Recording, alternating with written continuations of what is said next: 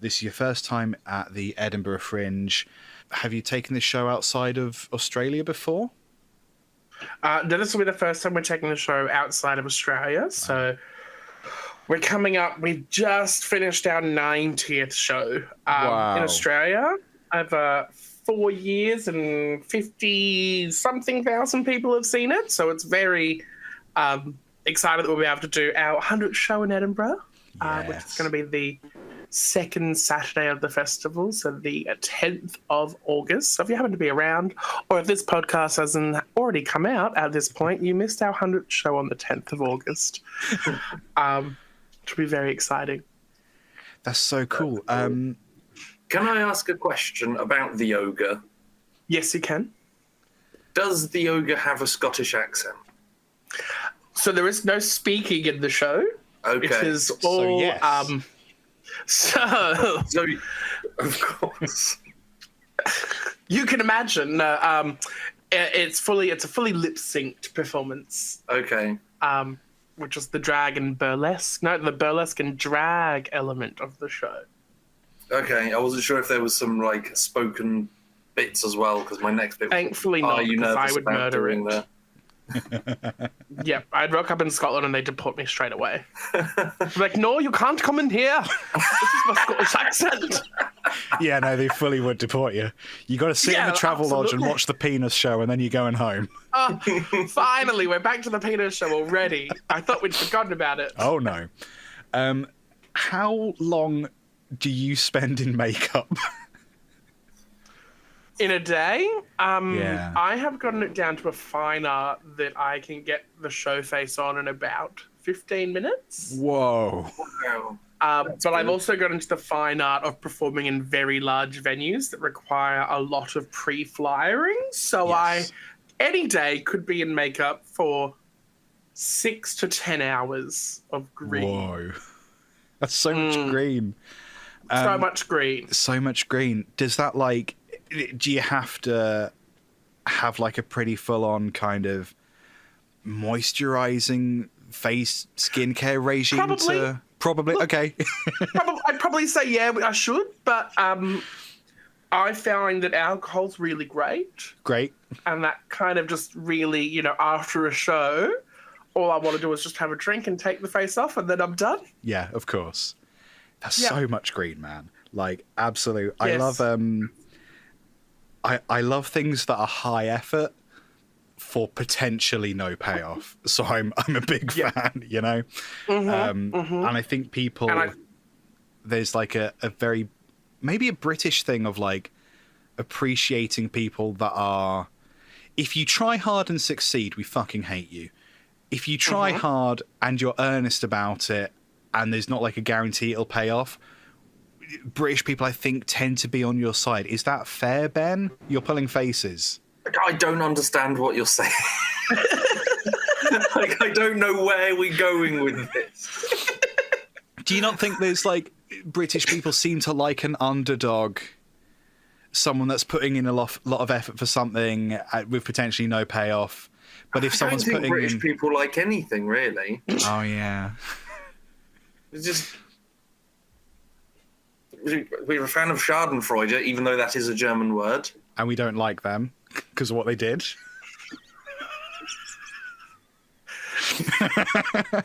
You're necessarily flirting with bad things to say, Liam. Oh, yeah. Stop it. I think so. Right, based on my reaction and Ben's reaction, there's a 50% chance that people will on board or just hate it. I think it'll be great. Well, look, if I can get 50% of the country to come, then I'll be having a great time.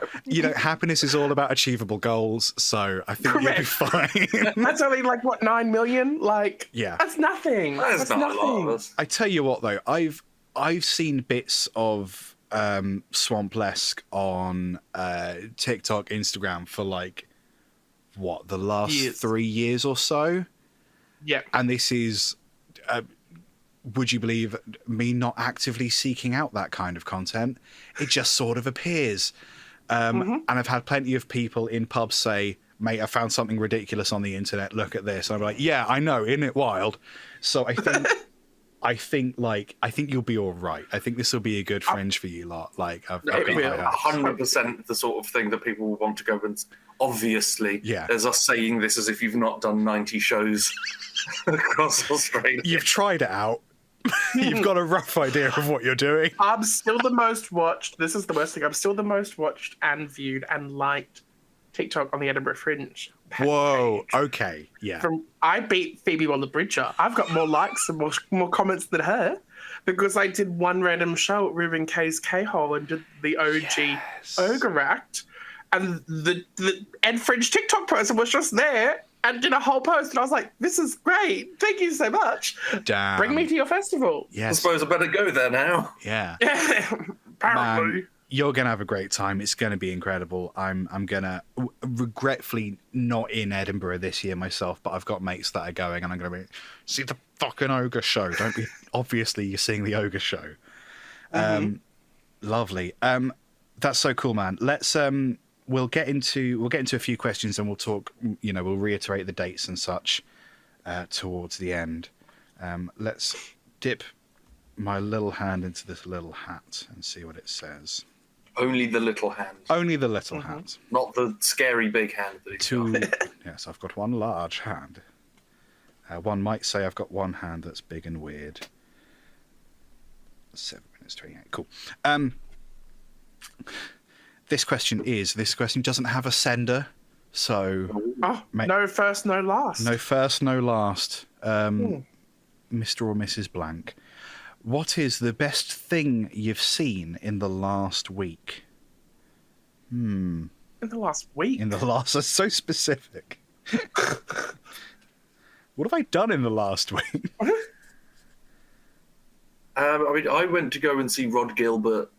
And the giant grapefruit, which was his stand-up show about him having cancer. Wow. Overcoming cancer. Okay. But yeah, that was a lot of fun. First time I've seen Rod Gilbert with his sort of mad, chaotic energy, which was still there, which is good. But yeah, the whole comedy show, it's like a couple of hours, is about how he was diagnosed and is going through cancer and dealing with all of that. Whoa, okay. He did start with a disclaimer like, it will get dark, but we're laughing at this, so... Has he gotten over it? Is he out of the woods, or what's the deal there? It's been out and remissioned, and he's on 8-week checks. Cool. Oh, good. So it's a little easier to I know more about then. Rod Gilbert's health than I do my own. You're not having any kind of checks. I've not watched a 2-hour show about my health. Maybe you could write a 2-hour show about your health. Really get to know what's going on in there.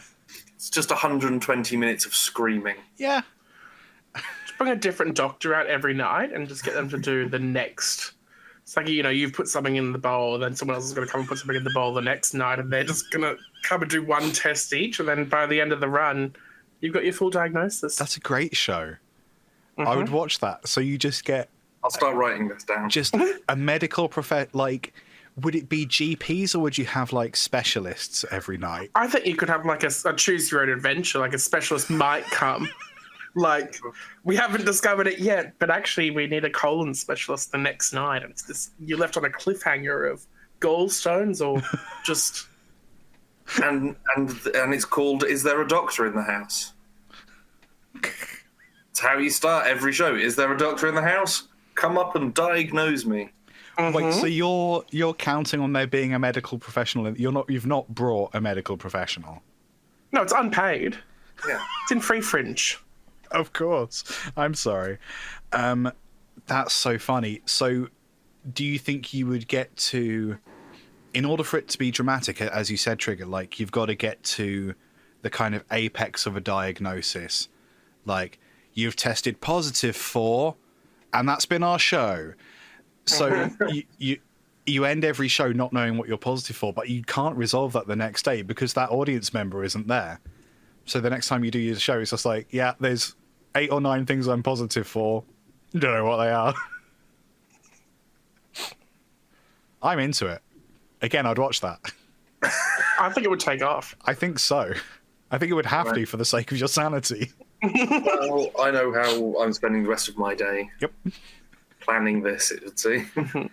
Best thing you've seen in the last week. So was that Rod Gilbert for you, Ben? I would say Rod Gilbert's definitely up there. Yeah. The Boys is on the telly again. That's quite good. Oh yes, The Boys. I quite enjoyed whatever the what was the sort of not knockoff. What's the TV spin-off? Thank you. The spin-off show I quite enjoyed. Yeah, Gen V. I'll probably give that a go. I tried watching The Traitors, the new series, the American series. For some reason, this is the one that I just couldn't. I've really loved The Traitors up to this point, and for some reason, the second American season, I got one episode in and was like, I just can't. I just don't care anymore.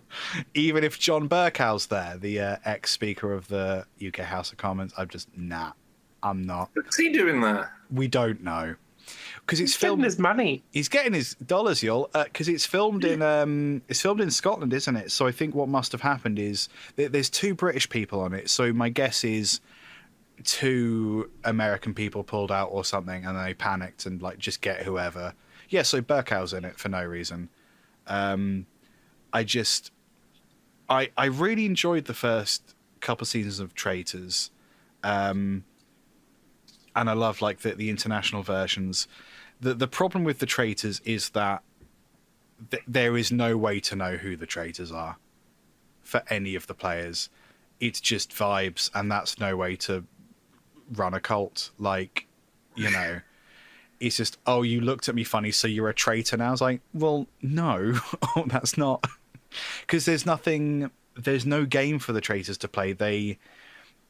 If they could win a pot of money by stealing, by losing tasks on purpose, then you could say, Jenny dropped the bag, she's a traitor. It's like, no, Jenny has dyspraxia. She's not a traitor. She just can't grip. But then they'd just be making a remake of The Mole.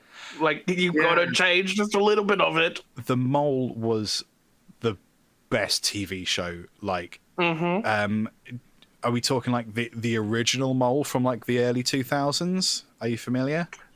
Yes. Yes. I thought it was an Australian show. Is it not an Australian show? It might have.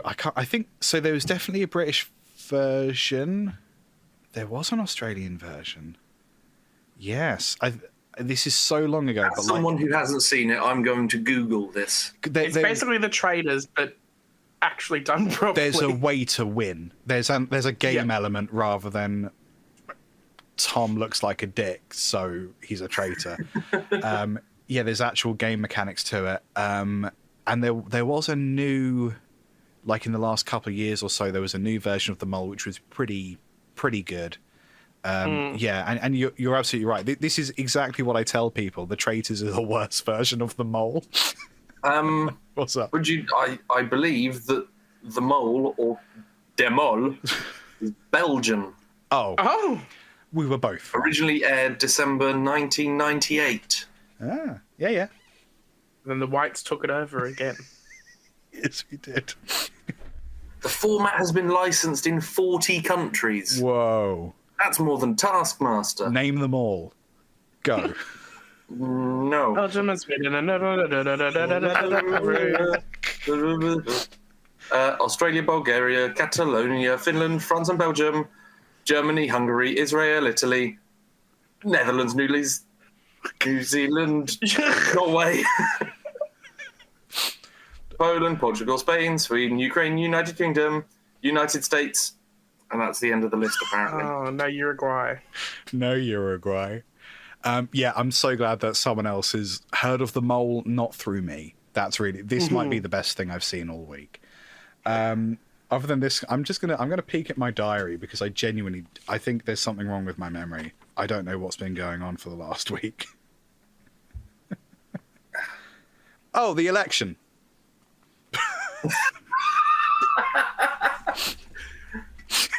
Obviously. Great result. Yep, great result. Yep. just giving away the timeline of when this episode was recorded. I mean, it's live. The election result was absolutely hilarious. And I think most of us woke up Friday morning a little bit too scared to look at our phones. And then we did, and it was fine. That's the best thing I've seen in the last week. And also the lefties one in France as well, which apparently wasn't necessarily a certainty. It's all coming up. Communist, I guess, if the papers are to be believed. I trust our press. Okay. How about you, Trigger? What's been going on for the last week? I was just in Melbourne. Lovely. Which is not where I live, but is in the same country as where I am. I went to talk some shows for the Replay Festival, which was like the Melbourne Comedy Fest. Yes. Acts that sold out, they came back. And I got to see Eloise Eftos, who is, quote-unquote, Australia's first attractive comedian. And she was absolutely hilarious. And it was a great hour. Like, I didn't go in thinking that I was going to find it great, but it was incredible. It was so funny. Just attractive comedians. Who would have thought? Who would have thought? What a combo, huh? What a combo. Brains and brawn, or whatever. Mm-hmm. That's cool. I'll have to check them out. Nice one. Well, I feel like we've covered the best things we've seen in the last week. Are we good to move on? Yeah. Thank you, No Name, No Name. No Name, No Name.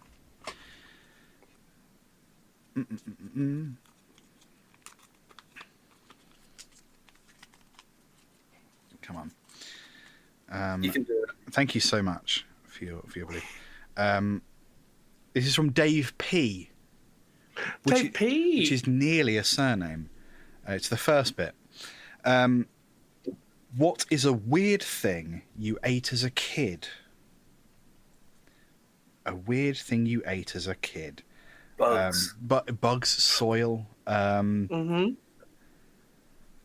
talking like family weird? Timmy's got into the buttons again, or Mum's apricot chicken that was made with fish. Yeah, like that. Which element of the dish was replaced with fish? Was it the chicken or the apricot? Did she fish up a chicken? No, it was apricot fish, which was not a thing. No, that was not. Yikes. I mean, that's a risk if you order it at a fancy restaurant. Yeah. I don't even think you could order apricot fish at a fancy restaurant. I think probably that'd be like stop you. duck à l'orange, but Poisson à la flake à l'orange. Like, no. Grapefruit, please. Apple haddock is my pitch. Apple haddock. We're just combining fish with fruits. It's a fun game for the family. Apricot fish sounds awful. So this isn't as a kid, but as a student, I would have instant noodles with a crumpet for dipping. That's not weird. Oh no, the crumpet for dipping's a bit weird. What flavour was the noodles? It would have been like a chicken chow mein. Oriental? Yeah. Like a 3. I love that they're still called Oriental. Like, I don't know if that's an Australian thing, where the flavour is just Oriental, and you're like, oh! Ooh, are we okay? But then implicitly, someone with that ethnic background has labelled the flavour as such, so it's their word, so it's fine. Yeah, I don't know. I don't know who's in charge of product descriptions. So are these like super noodles? Yeah. Like the instant ramen stuff? It's Indomie, which is the sort of non-branded, the non-pot noodle sort of equivalent in the UK. And then, just a crumpet on the side. I went through various growth stages of not cooking the crumpet, so just a raw crumpet, because then it absorbed more of the... Because if it's, I don't know, butter and like a chow mein noodle, there's too many things. But then if it's an uncooked crumpet, it just sort of absorbs the chow mein flavour. You could cook the crumpet and not butter it if the butter's the bit that's you're opposed to. Yeah, but they might deport me if I don't butter a crumpet, Ben. I feel that not buttering a crumpet is the least offensive thing you're doing to it in this situation. So that was how I maintained my marvelous physique as a teenager. As a kid, so this has come up on the show before, but my mum's a vegetarian, but she's like a kind of 70s yoga vegetarian, so doesn't really like so we'd have things like shepherd's pie or lasagna, but they would always be lentil based, and I got to, I think, my late teens sort of just assuming that I didn't like these foods because I didn't like lentils. Never occurred to me one might use, for example, beef in either of those. So I think one of my first sort of long-term girlfriends, I think the only reason that relationship went on as long as it did was because her parents weren't vegetarian. Truly, they held that relationship together. Like, you're only with me for my meat. Yes, obviously. Correct. Well done. Let's not put a hat on this, but obviously, like, so yeah, it's strange because it's only the benefit of hindsight that makes me go, okay, maybe the food itself isn't that weird, but the not even realizing that this is a veggie alternative to something that is sort of beloved by a lot of people. That's the weird bit. Other than that, like, I think that's probably the weirdest thing. How about you, Trigger? Other than the apricot fish, we used to, my mother used to trick us a lot with what we would be eating. Oh, yeah. That we wouldn't always know necessarily. And she got on a craze of cooking a certain type of red meat and replacing all of the red meat in our house with this specific red meat that you normally wouldn't go, yeah, that works great. Yeah, let's do that. That we ended up finding out that we just kept eating kangaroo every night. And like a kangaroo spag bowl and a kangaroo beef burger. And she just loved kangaroo but refused to tell us that we would be eating kangaroo. But was it because it's very lean. It's a very lean meat kangaroo. Yeah.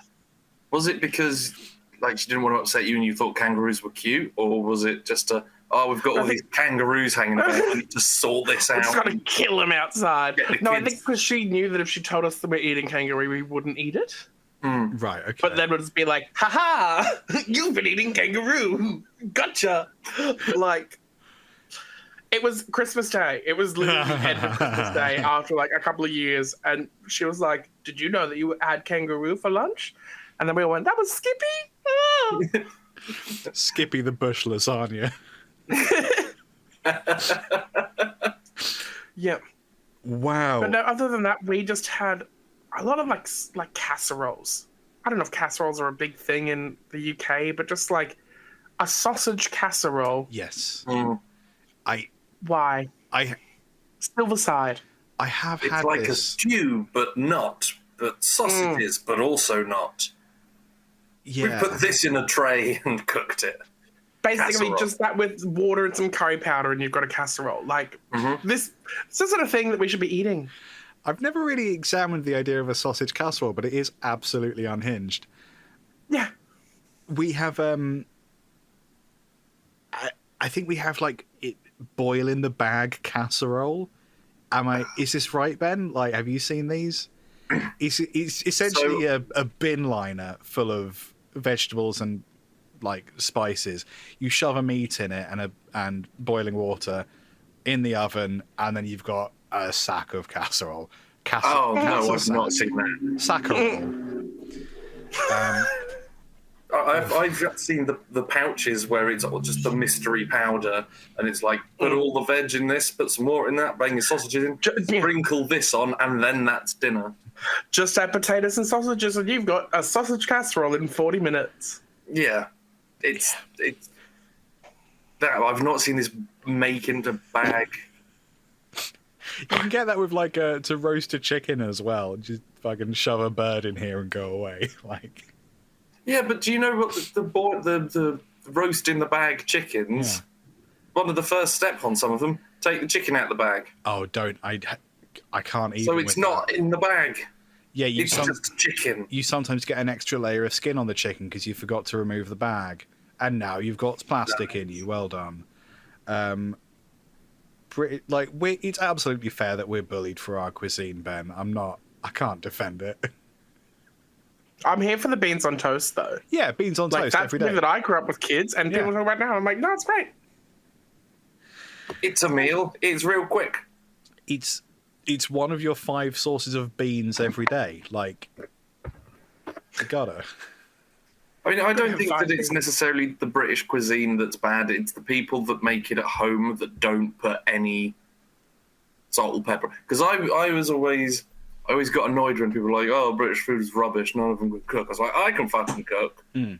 And I've tried loads of foods that's tasted good. But then I have been round some people's houses for dinner, and I've had a bite and gone, oh, This is. this. Yeah. This is what people think of. There's been no salt anywhere near any of this. Yeah, salt in particular, I avoid for health reasons. But MSG, it does the same thing, more or less. Cover it in pepper as well. Yeah, you got to season the heck out of everything. I'm a big fan of flavor. I used to very microwave interested. toffee crisps when I was small. You used to put salt on toffee crisps. Microwave. Oh, Going back to the weird food things, just microwave one of those for 30 seconds, and then it goes all bubbly and hot. And just eat it with a spoon and burn your mouth on the melted caramel. so you're not in the wrapper microwaving it, like just on a plate. No, you take it out because Yeah, okay. it's not microwaving the bag toffee crisps. Sorry, It's not a second layer of toffee. the skin on this toffee crisp is a bit. It is a bit crisp, yes. I like that. That's wild. I also used to make a lot of cakes when I was a small boy, and I would insist on putting breakfast cereal in them. In the batter. Yeah, like corn pops or Cocoa Pops, that sort of thing. But then, Did it turn out? yeah, Yeah, it turned out real good because, like, on the top you'd have these extra little crispy caramelizey-esque It's bits, just like a Rice Krispie treat. like that, but in a cake. Okay. But like, doesn't it like absorb the liquid of the cake and kind of just A get little bit, so you'd have like little chewier, sort of like, you know, like how you have cookie dough ice cream, Yeah. or like cookies and like where you have Oreo cookies. Yes. So like you've got a cookie with chunks of Oreo in it. Okay. Yeah. Similar to that, so it would have a bit of texture and a bit of flavour in it. Yeah, I was a Trailblazer. Cereal Heston cake. Blumenthal. Yes. Well, You know, Heston Blumenthal says if you yell at Rice Krispies, they end up in cake. yeah Yeah. That's so. Oh, I no. might cereal cake maverick when I was a boy. cereal cake. When you started talking, I was about to belittle you, but actually, I might go try that. Yeah, don't go mad. Just a few. Don't tell me not to go mad. It's all right. Go mad. I might. Experiment. I just might. Rebel. I can't get over apricot fish. Like, truly, that's. I mean, I'm intrigued as well don't be. because I can't. I can taste those things individually, and then I'm like, I don't see how they combine in Just any imagine way. really overcooked, like, snapper Great. that's Great. just thick and slimy and not tender in an orange and apricot sauce. It's lovely to see that visually you're in no way traumatized by all of this. No, not at all. What would be on the side of this? Like, Rice? I was about to say rice is in my head. Right. Like a basmati rice? Right. Cooked in a rice cooker. Yep. It's kind of like, it's giving, like, you know, Cantonese congee, like that Okay. Yeah. Asian porridge, but not. Like, just terrible. Because I was like, I've seen a picture with a sweet sauce, some fish, and some rice next to it. I can do that. They're both white. Like, fish and chicken are white. That I can just substitute it out. Oh, of course, because it was meant to be chicken, wasn't it? Yes. Okay, yeah. So, because I keep thinking like apricot fish is not a recipe, and yeah, it wasn't. No. Stupid. Absolutely crazy. It's like the episode of Friends where the trifle ends up with beef and peas in the middle of it. A layer of peas. Joey! So... I'm so confused! The pages are stuck together! Chaps, I think... Look, there is a single question left in here. We are at time. Shall we try and lightning round this final question? Does that sound good? It. And then we can wrap up. Because I am a bit of a completionist when it comes to hat things. This one is another anonymous one. Oh. Have you ever given yourself a nickname? Interesting. Now, I guess, do we need to make it clear that a stage name, a performing alias, is not a nickname? What are your thoughts on that, Trigger? I will agree that is not a nickname. I convinced people that my real name was Benji for a few years. Like, don't know why. They were like, I'm just going to call myself Benji. Cool, yeah. It's as good a name as any. That was a nickname? Yeah. That I gave myself? I've had a few nicknames, but they've been given by other people. Though when I was a very small, possibly about 4, I regularly changed my name for like a month or so. Okay. Like I wanted to be, because I think I was watching Peter Pan, the Disney one, and I think I changed my name to Michael for a bit. Pete. I was about to say, is there someone called Peter in Peter Pan? Don't think so. And then Pan. Wendy. I don't think I tried Wendy. Tinkerbell? I went as Tiger Lily for a while, and then it explained to me that it was appropriation, and I stopped. No, I don't think I've ever given myself a nickname. Did you give yourself the nickname Spike? No, that was my friend Jamie Hunter. Right. At school, I dyed my hair green. Mm-hmm. And I went swim, and I used to spike it up. But then as it got longer, I just sort of went like this, so it went a bit further back. I went swimming, all the green came out, and I did have a leather trench coat. To be fair, I bought the leather trench coat because Spike from Buffy had it, and I really liked it. But then the hair happened, and that just... I think he said, it's like Spike's coat, and then we would do the thing where he runs with the coat over his head. Great. I don't know how old I was, 12, 13 maybe? But yeah, other than trying to change my name legally as a small boy to that of fictitious characters. I, for a while when I was at music college, was trying...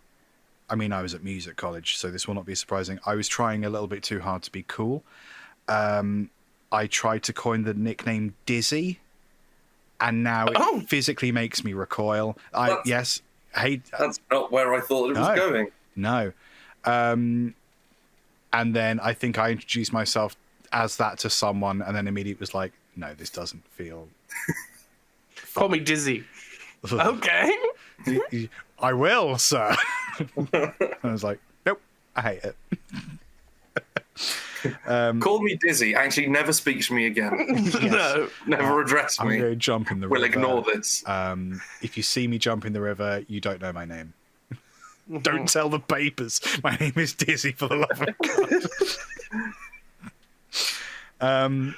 Wonderful. Good lightning round, everybody. So yeah, let's wrap up. Let's do one final little plug for Swamplesque. I successfully said it correctly that time. Well done. I looked at it. I didn't panic. I just jumped in. Trigger, yeah. Tell us again, where are you going to be and when with Swamplesque? We are in Edinburgh Fringe for this year, opening August 1st, playing all the way through to August 25th, missing out on 2 Mondays, the 12th and the 19th of August. It's at 10:20 p.m. each and every night at the Assembly Main Hall, just up on the mound near the Mile. Lovely stuff. Do you have plans after the Fringe? I mean, I'm sure you're going to perform again, probably, but like, I just I'm just gonna call myself dizzy and go and jump in a lake. That's my whole plan. That truly hurts me. Yeah. Oh god, didn't make it. Dizzy's out. No, there are many plans. We are hopefully bringing a full UK Europe tour next year. So those that aren't in Edinburgh will get an opportunity to witness the magic and stupidity of what this show really is. Yes, please. Yes, please. We have 2 recommendations for cities you should come to. Being the places. It's Norwich and Cambridge. Norwich and Cambridge, please. Norwich and Cambridge. Thank you. Berries and cream. That's what they say in the tourist guide. No, I nearly nailed that. Thank you, Dizzy. Thank well you. Done. Dizzy, where are you online? I'm going to fucking kick off is what I'm going to do.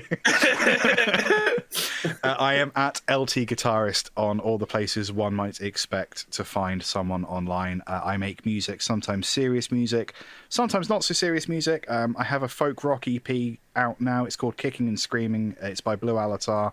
You'll love it. Trust me. Ben, samesies. I am on Instagram, Spike Pearson. I do some cooking stuff. I just also take pictures and sometimes remember to upload them. I don't know why that's the one that I plug, but it's got the most followers. So yes, there you go. That's truly it. Lovely stuff. The podcast is at Convo Hat Podcast. There's video of the podcast now for some reason. That's a thing that happens. Go find at Convo Hat Podcast on all the usual places.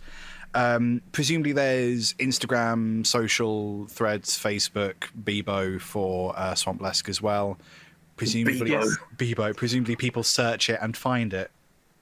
Yeah, that's right. At Swamplesque on all major platforms and swamplesque.com for upcoming tour dates. Lovely stuff. Nice one. I have 4 titles to choose from. Yes. Copy 4. Choose drowning in titles. Positively. Choose your own medical professional. That feels like advice more than... Yes. Is there a doctor in the house? So I was paying attention for that bit. That's clear. Okay. 2 in 1. 2 in 1. Yes, you're very welcome. And another 2 in 1. Apricot Fish and Skippy the Bush lasagna. I kind of like Apricot Fish. I'm just ready for just Dizzy in a lake. Can we overrule? I fucking hate... The Bens are rising up. I hate democracy so much. Dizzy in the lake, please. No, we're doing a first past the post thing where I get what I want. Okay, if I concede to Dizzy in a lake as a subtitle, is that good? I'll take Apricot Fish. As long as it's got a question mark at the end of the sentence. Absolutely Apricot fine. Fish, question mark, Dizzy in the lake. Yeah, that's good. Trigger, thank you so much for your time. This has been an absolute blast. Thank you so much for having me. You're so welcome, mate. We sincerely, good luck in Edinburgh. Gutted we don't get to be there in person. Definitely going to come and see the... Oh, man. See the show if you do a UK tour. Yeah, 1,000%. Any venues. Yes. Any producers and venues listening, available for purchase. Nice one. Yes, thanks again. And good luck up in Edinburgh. Thank you so much. Thanks for having me. Yay. Thanks for joining. Thank you for joining, listener pod babies. Now, fuck off and do something productive. Get dizzy in a lake with yourself. I'm going to cry for a solid 50 minutes. Bye, everybody. Thanks, Dizzy. Bye.